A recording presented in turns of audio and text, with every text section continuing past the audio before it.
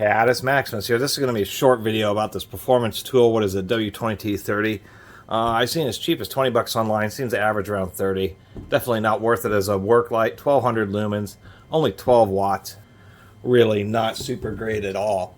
If we do this, it's just not super bright. Not even a little bit. As soon as I turn on those, my main lights, you can barely even see that this thing is turned on. I will give them a little bit of credit for what appears to be a glass lens. At least they did do that so it doesn't get all scratched up. But since the darn thing's so flat, even at a very steep angle, you can see just like this, you're going to be constantly, actually you can even see it reflecting against the lens there. You're going to be constantly getting blinded by the thing because of the super bright little pixels, even though it doesn't put out much light. Another thing I saw was cheesy is they do have like a lot of fins, but this whole thing is plastic. They put these washers on the wrong place, so it's bending this all around. This is all bent, where the measurements are all these washers should have been on the outside, so another issue. And if you hunt around, you can certainly find for a $30, $40 range. I've actually seen these snap-on ones. This is a 20 watt 2000 lumen snap-on, and surprisingly enough, I've been able to find this for around 40 bucks online. Some places want a lot more because it has snap-on, but obviously this thing is nothing compared to that. I have this one that I really like. It's one of the ones I do recommend, is the Pacific 2.5. One, because it has a lower color temperature, so it's more like the halogen, but it has a much better reflector and a little bit more throw, so you can have this placed further away from where you're working and still get a good amount of light.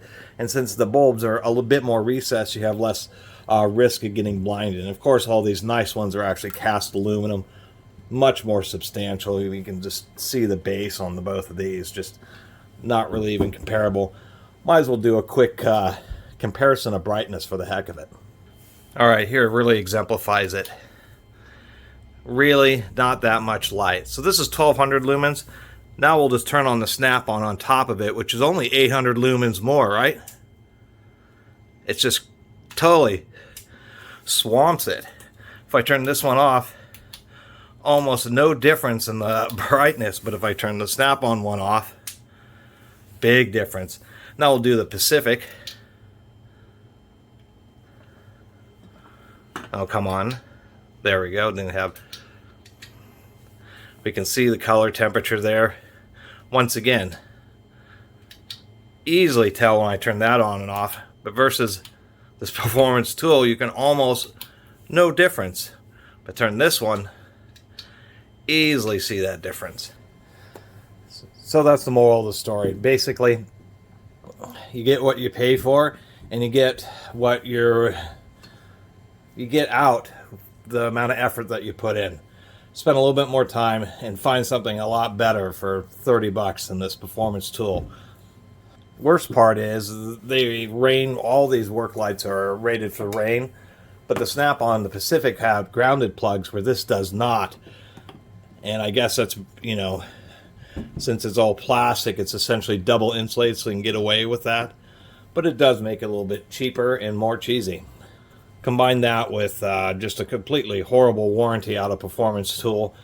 Something like this, I mean, if it fails, you got to pay to mail this back to them. It's just, hopefully you can get some type of warranty out of the reseller. Otherwise, I would certainly recommend a different product. I mean, if you look on Amazon for 30 bucks, you can get some pretty stout work lights.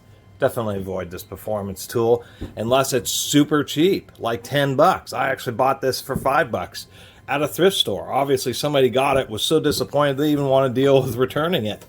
They just donated it. And in my opinion, I think that's all it's really worth, is the 5 bucks that I paid for it.